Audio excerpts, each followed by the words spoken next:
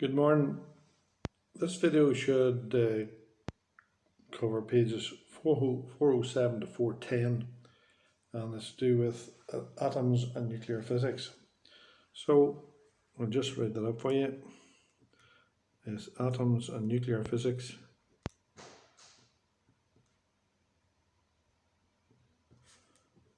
Page 407 to 410. So to start off with this, we'll just go down here, and an atom comes from the Greek word atmos, which means cannot be divided. And roughly there's about 110 plus elements, roughly. But you can go and have a look at the periodic table. It's in the back of the book. So there's roughly 110 elements, roughly. And the theory of this atom has changed.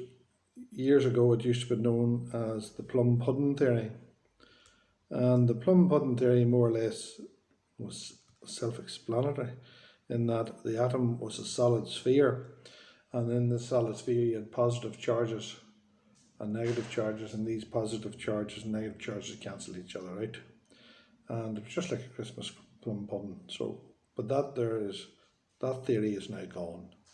So today's theory, some would compare it to the solar system, where you've got a central sun called the nucleus, and the electrons orbit in shells, just like the planets orbit in their own orbits. So we're going to talk about the nucleus of an atom. Now, this nucleus is tiny. And when I mean tiny, it's not of our world, so therefore it doesn't really mean a whole lot. The nucleus is about 10 to the minus 15 of a metre. Now, you know that the minus 15 means it's very small. So it's a very small number. It's that small, I'm not even going to bother writing it down. It's known as a femtometer.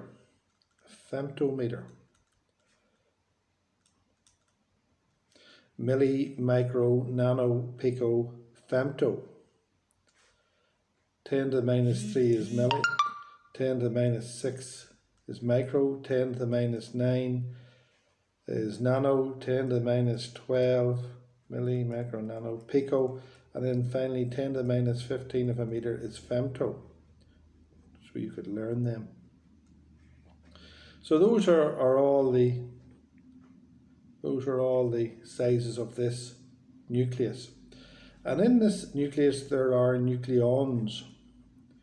And nucleons are of two types. There are two types of nucleons. There are protons and there are neutrons. That's what there are. Protons and neutrons. And these protons have a positive charge, and the neutrons have no charge. They're neutral, no charge. So we'll come back to about the electrons now in a wee minute. Well, I suppose we'll go up here. So it goes side by side with the nucleus. We're going to talk about the shells. And the shells are where the electrons exist. And the electrons have a negative charge, so they are negative. Now, often these charges are given charges like, for example, that's a +1 and that's a -1. But these are actually relative charges. All that tells me is the size of charge on a proton, the +1, right, is the same size as the charge on an electron, -1. The minus tells me that is opposite to the positive, but the 1 tells me they're both the same size. So the electrons spin on these shells. Now, the mass of these electrons is roughly 1/2000th of the mass of a proton. To be more exact, if you look at the book, it'll say it's 1/1836. Well, that means that if a proton's 1, The mass of a proton is 1. Well, the mass of the electron is roughly 2,000th of it. So the electron is very small mass compared to that of a proton.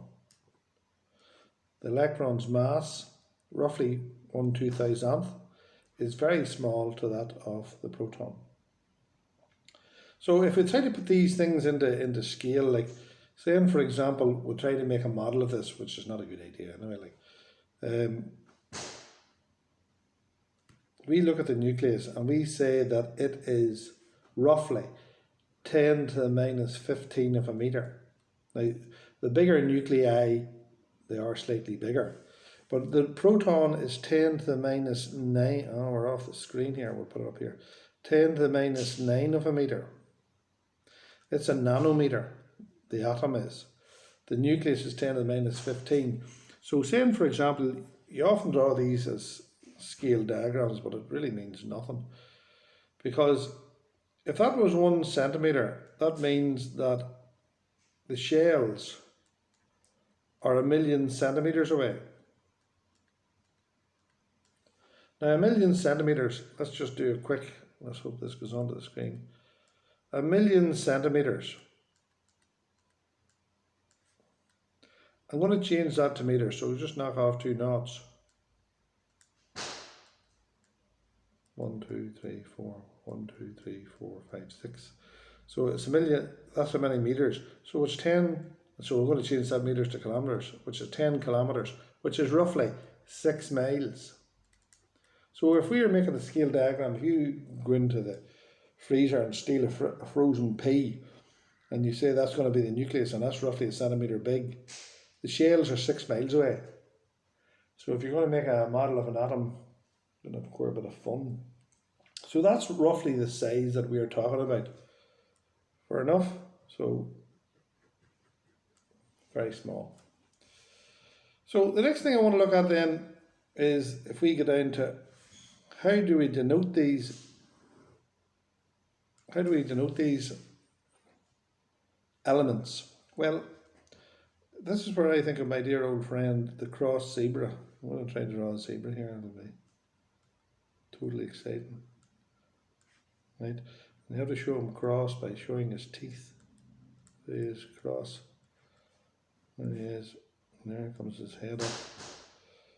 Right, there's his head. And he comes down around. And there's his mane. And why I'm drawing this is it's a mnemonic. It's a way of remembering something. So it's a cross zebra. A cross zebra. And there he is, showing his teeth. And this cross zebra, why I have drawn this cross zebra is very simple. This X tells me the element. Some of the elements are old elements like plumbum for PB, for plumbers, for lead, or Latin names. And then there's other ones like Americum, which is fairly recent. So the symbol tells you the element. Now the bottom number tells you it's known as the atomic.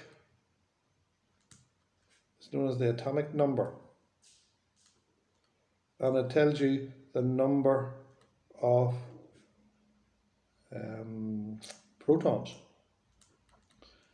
Another senior moment there. So what does the top number tell you? Well, it tells you atomic mass, and that's the number of nucleons. Now nucleons, look, you go back over here, there's your nucleons are protons and neutrons. So there's your nucleons.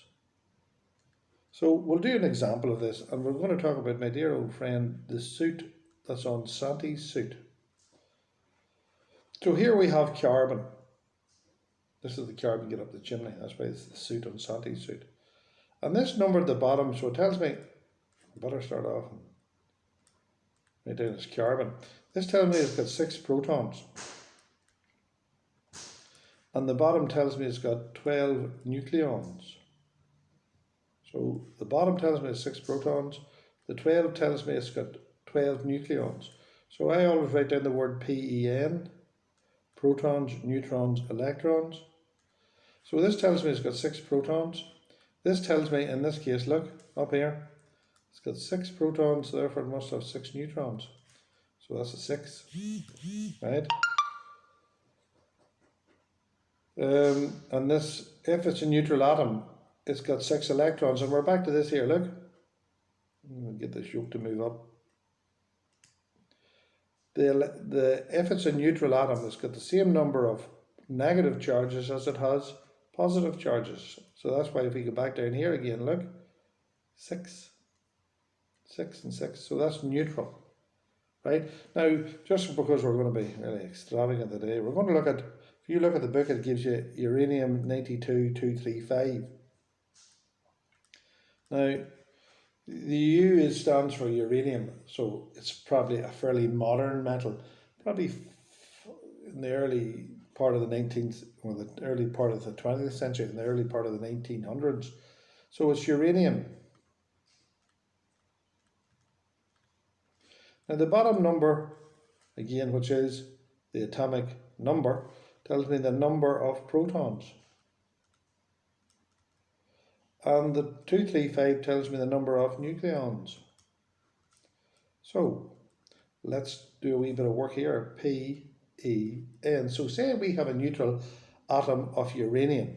Well, I know it's got 92 protons. And it's neutral, so it'll have the same number of electrons. So it's 92 electrons. Now, get your calculator. I'm going to look for mine now.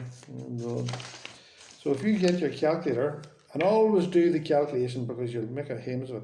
235, take away 92. That tells me there's 143 neutrons. Look, there's it there, 235. Oh, you've done mark it on that. 235, 92. Take the 92 away from the 235 because that's the nucleon number. That's the protons and the neutrons. The protons and the neutrons gives me the nucleon number.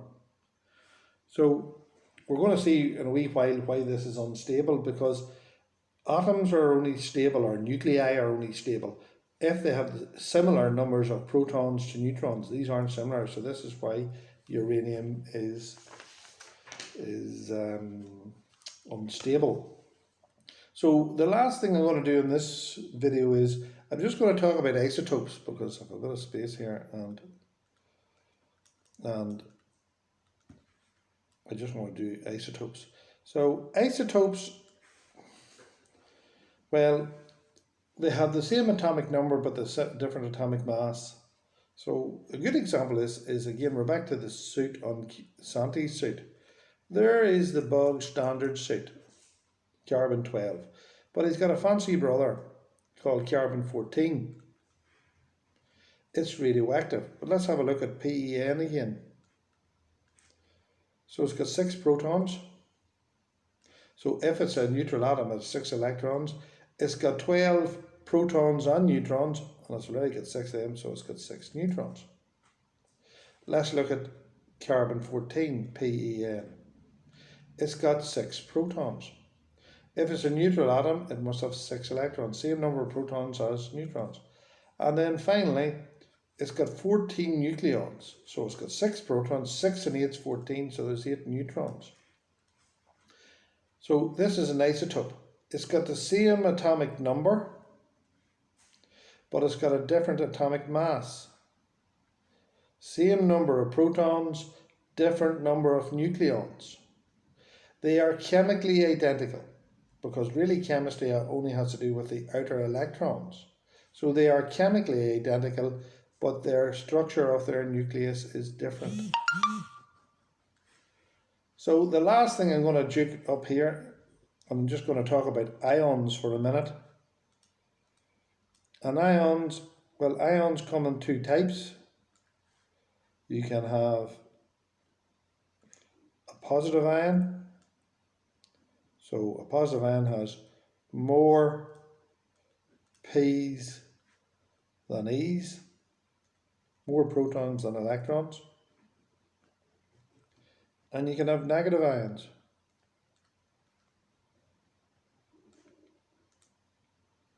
You can have negative ions, more E's than P's. And what do I mean by this? Well, let's have a look.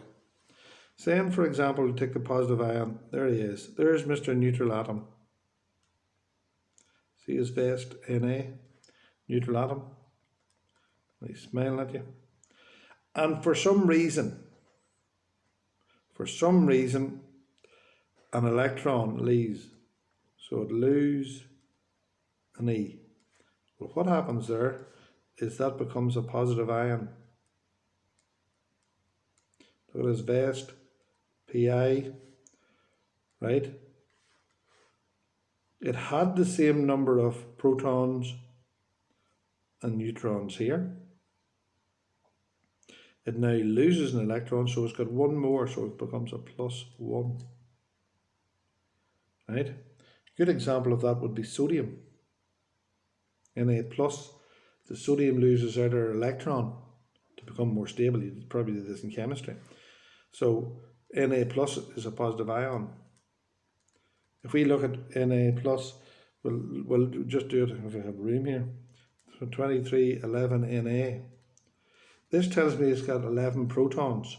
So if we do PEN, it's got 11 protons. Therefore, a neutral atom has 11 electrons, and therefore it has 12. 11 and 12 gives me 23 neutrons. And for some reason, the ion goes to P11, E10, N12. It loses an electron. So therefore, if it loses an electron, it's got one more proton. So it's a positive ion. Right? So that's how you get a positive ion. Put a bit of a loop around that. Now that's how you get a negative ion. So you take Mr. Neutral atom, and for some reason it gains an electron to become, now look at the vest, and negative ion, place for Northern Ireland. Right? So it is known as a -1. It has more E's than P's. More E's than P's. And notice that it's only electrons move. Protons can only move in a nuclear reaction, and in our everyday world, there's none. There's one in the sun, all right, but that's not our world. In our everyday world, there's not many nuclear reactions take place. Fair enough? So let's have a look at, saying for example, look at Cl-.